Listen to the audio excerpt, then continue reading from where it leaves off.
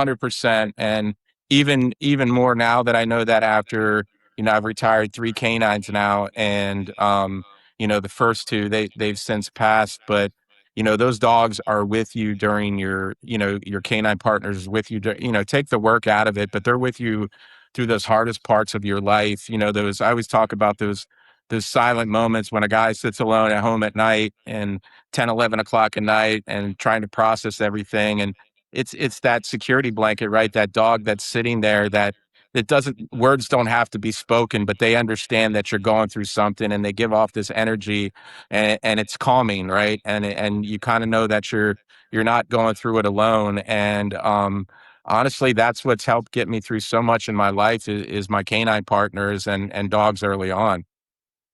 That's a good way to put it, and that makes a lot of sense, and maybe I guess that really shows why so many, service dogs that you see or therapy dogs are out there because it's easier maybe for some folks to, get along with a dog than talk about their feelings or get into some kinda support group, and I know from me personally, like, animals, when I've lived by myself, you don't feel as lonely because you've got somebody there, you can talk to them. They're hanging out with you, so it almost gives you that, like, almost like a purpose. You're not just by yourself in the house, doom scrolling or watching TV because you've got someone to take care of, you know? Man, 100%. And I call myself somewhat of an empath, where I'm big on feeling people's energy, and Mhm. energy is real, right?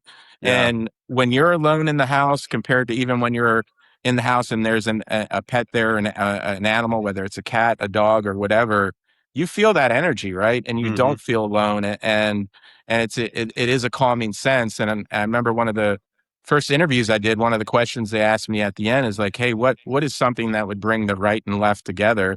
And I said, "Well, that's easy. That's a dog, because Mhm. you bring that dog in the middle, and for a brief 15, 20 minutes, they're focused on the comfort that that dog is bringing them, and they're not focused on the differences that they have with each other." And that's why, you see in the prisons and stuff where they've started, a lot of the inmates are raising these dogs that become therapy dogs, but it's actually great therapy for the inmates, because they're getting that calming sense. And I think for a lot of them, that's the first time that they don't feel judged by somebody, Mm. right? It's these animals that are healing them too from within the prison walls.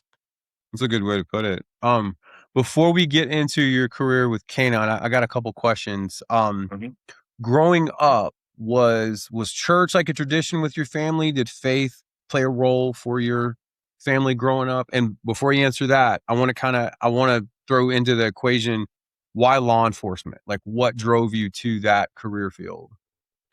Like I said, I always wanted to feel like I was making a difference, because I would go through life and I'd have jobs, and some of them paid pretty good when I was, for my age, and I just wasn't passionate about it. And I always tell my mom that I need to feel passion. I need to feel like I'm making a difference. And when I started taking some courses at the community college, and I had a professor that had just retired from the FBI, and he kind of Hmm. became my first mentor, and really kind of talked to me about a lot how he's helped other people, and took me under his wing. And that really stood out to me, is like, because I've always been the type of person where I've gotten the enjoyment of watching other people open Christmas presents, rather than Mm. getting something for myself, and seeing other people have success. And I wanted, and that kind of appealed to me in law enforcement, to be able to make a difference, and bring positivity to people,